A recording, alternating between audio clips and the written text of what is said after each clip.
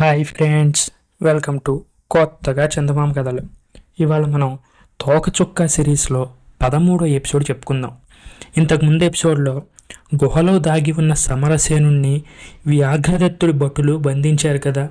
తరువాత అతన్ని వ్యాఘ్రదత్తుడు శాక్తేయుడి గురించి, అతడి త్రిశూలాన్ని గురించి ప్రశ్నించాడు. వాటి సంగతి తెలియదని చెప్పిన సమరసేనుణ్ణి చంపాలని నిశ్చయించారు. కానీ ఆ రాత్రి ఇద్దరు కొత్త వాళ్ళు వచ్చి సమరసేనుణ్ణి చెర నుంచి విడిపించి తీసుకెళ్ళిపోయారు. ఆ తర్వాత సమరసేనుడు అతన్ని చెర నుంచి విడిపించిన ఇద్దరు సైనికులు పల్లె చేరుకునేసరికి అక్కడి పరిస్థితి గందరగోళంగా ఉంది. విచ్చుకత్తులు ధరించిన వ్యాఘ్రదత్తుడి భటులు పల్లెలోని ఇళ్ళన్నిటినీ గాలిస్తున్నారు. చాలామంది పల్లెవాసులు భయంతో పక్కన ఉన్న కొండలకేసి, అడవులకేసి పారిపోతున్నారు. శివదత్తుడెక్కడ అని అరుస్తూ సైనికులు తమకు దొరికిన వారిని ప్రశ్నిస్తున్నారు. మాకు తెలీదు అన్న జవాబు వినగానే మండిపడి వారిని నానా హింసలు పెడుతున్నారు. కొంత దూరాన ఉండగానే సమరసేనుడికి, అతని వెంట ఉన్న వారికి ఈ భయంకర దృశ్యం కంటపడింది. వారు సరాసరి పల్లెకు పోకుండా అక్కడ ఉన్న చెట్ల చాటును దాక్కుని ఈ పరిస్థితి అంతా గమనించసాగారు. శివదత్తుడెవరు అన్న అనుమానం కలిగింది సమరసేనుడికి. ఈ శివదత్తుడు ఎవరు? అతని కోసం పల్లెవాసుల్ని బాధిస్తున్న ఈ సైనికులెవరు అని సమరసేనుడు తన వెంట ఉన్న సైనికులను ప్రశ్నించాడు. అందుకు సైనికుల్లో ఒకడు, ఈ శివదత్తుడు మా నాయకుడు. మిమ్మలను ఆయన ఆజ్ఞ వల్లనే ఖైదు నుంచి విడిపించుకుని తీసుకుని వస్తున్నాం. అక్కడ ఉన్న పల్లెనంతా భీభత్సపరుస్తున్నవారు వ్యాఘ్రదత్తుడి సైనికులు అని జవాబు చెప్పారు. ఈ జవాబు సమరసేనుడికి సంతృప్తి కలిగించలేదు. శివదత్తుడు తన నుంచి ఏదో సహాయం అపేక్షించి చెర నుంచి విడిపించాడేమో అన్న అనుమానం అలాగే ఉంది. శివదత్తుడికి, వ్యాఘ్రదత్తుడికి ఉన్న వైరుధ్యానికి కారణాలేంటో సమరసేనుడికి అవగాహన కాలేదు. అయితే ఇప్పుడు మనం చేయాల్సిన పని ఏంటి అని అడిగాడు సమరసేనుడు. అతని వెంట ఉన్న ఇద్దరు సైనికులు ముఖముఖాలు చూసుకున్నారు. వాళ్ళ ధోరణిని బట్టి చూస్తే ముందు కర్తవ్యం ఏంటో వాళ్ళు నిర్ణయించుకోలేకపోతున్నట్టు తెలుస్తూ ఉంది. శివదత్తుడు మిమ్మల్ని ఇక్కడికి తీసుకురమ్మన్నాడు. ఆయన మీతో స్నేహం చేయదలిచే ఈ పనికి మమ్మల్ని నియమించాడు. కానీ ఆయన ఉంటున్న పల్లె రహస్యం వ్యాఘ్రదత్తుడికి తెలిసిపోయింది. అందుకే అతని సైనికులు పల్లెనంతా గాలిస్తున్నారు. శివదత్తుడు ముందుగానే ప్రమాదం గ్రహించి ఎటైనా పారిపోయి ఉంటాడు అన్నారు సైనికులు. శివదత్తుడు అలా పారిపోవడం, ఎటుకేసి పారిపోయాడో తెలిస్తే తప్ప తాము ప్రమాదంలో చిక్కుకోగలమని సైనికులు, సమరసేనుడు కూడా గ్రహించారు. ఈ పరిస్థితుల్లో ఏం చెయ్యాలా అని వారు ఆలోచించేంతలో వెనక నుంచి ఒక సన్నని ఈల వినపడింది. వెంటనే వాళ్ళు ముగ్గురు అటుకేసి చూశారు. దూరంగా ఉన్న ఒక చెట్టు కొమ్మ మీద నక్కి ఉన్న ఒక వ్యక్తి వాళ్ళ కేసి చేతులూపుతూ పిలుస్తున్నాడు. పిలుస్తున్న ఈ మనిషి మిత్రుడో శత్రువో అన్న సందేహం సమరసేనుడికి కలిగింది. కానీ తను ఈ ప్రాంతానికి కొత్త. తన వెంట ఉన్న వాళ్ళిద్దరూ ఎలా నడుచుకోమంటే అలా నడుచుకోవడం తప్ప తనకు వేరే దారి లేదనుకున్నాడు. సమరసేనుడి వెంట ఉన్న సైనికుల్లో ఒకడు పెదాలు బిగించి తిరిగి ఈలవేశాడు. అందుకు జవాబుగా చెట్లలో దాగి ఉన్నవాడు 2 మార్లు ఈలవేశాడు. అతడు తనకు మిత్రుడే. రహస్య సంకేతం గ్రహించాడు. అది కేవలం శివదత్తుడి అనుచరులకు తప్ప మరొకరికి తెలియదు.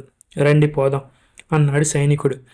సమరసేనుడు, సైనికులు తాము దాక్కున్న ప్రదేశం నుంచి ఆ నూతన వ్యక్తి కూర్చుని ఉన్న చెట్టు దగ్గరికి వెళ్ళారు. వీళ్ళు ముగ్గురు చెట్టు దగ్గరికి రాగానే ఆ కొత్తవాడు చెట్టు దిగి వచ్చాడు. గందరగోళంగా ఉన్న పల్లెకేసి ఒకసారి చూసి, మీకోసమే నన్ను శివదత్తుడు ఇక్కడ కావలి ఉంచాడు. ఇవాళ వేకువజామునే వ్యాఘ్రదత్తుడి సైనికులు గ్రామాన్ని చుట్టుముట్టారు. ఈ సంగతి ముందుగానే గ్రహించి శివదత్తుడు అనుచరులతో సహా పారిపోయాడు. నేను మీకోసం నిరీక్షిస్తున్నాను అని చెప్పాడు. అతని మాటలు విన్న తరువాత అందరికీ ప్రాణం తెప్పరిల్లినట్టయింది.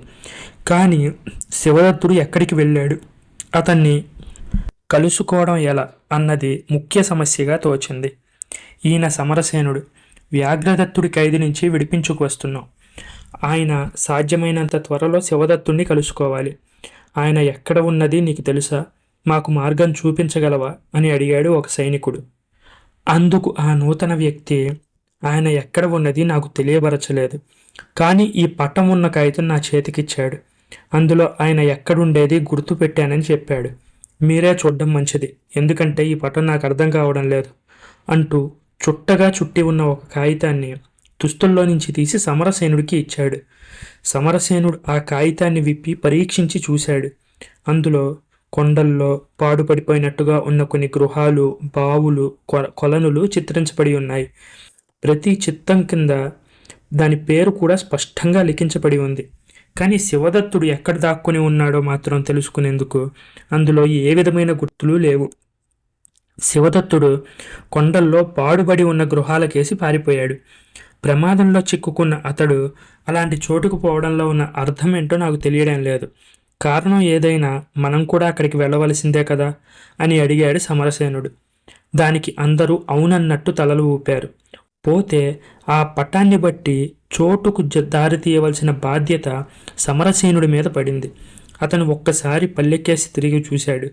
అప్పటికే పల్లె అంతా తగలబడిపోతుంది.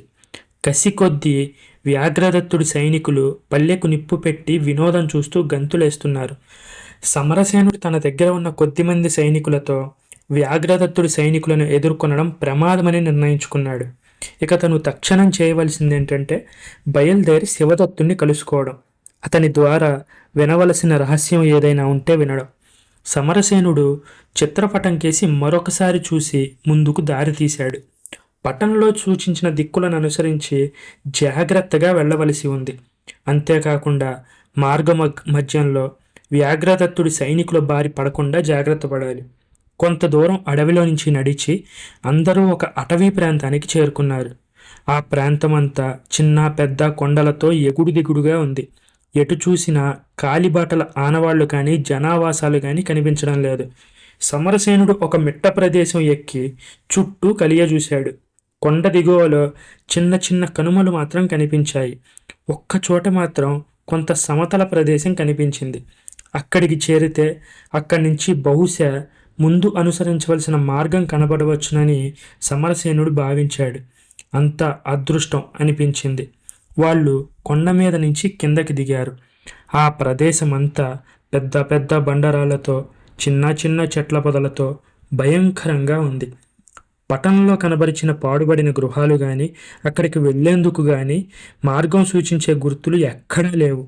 సమరసేనుడు సైనికులు కొంత ముందుకు వెళ్ళేసరికి వారికి ఆశ్చర్యాన్ని, భయాన్ని కూడా కలిగించే ఒక దృశ్యం కంటబడింది. ఎత్తైన ఒక కొండ అంచు నుంచి పెద్ద జలధార ఒకానొక రాక్షసుడి నోటిలో నుంచి కిందకు దూకుతోంది. కొండ రాతిలో ఆ రాక్షసాకారంలో ఉన్న తల చక్కగా మలచబడి ఉంది. చూసేవారికి జలధార ఆ భయంకరమైన శిరస్సులో పుట్టి బయటికి వస్తున్నట్టు కనబడుతోంది.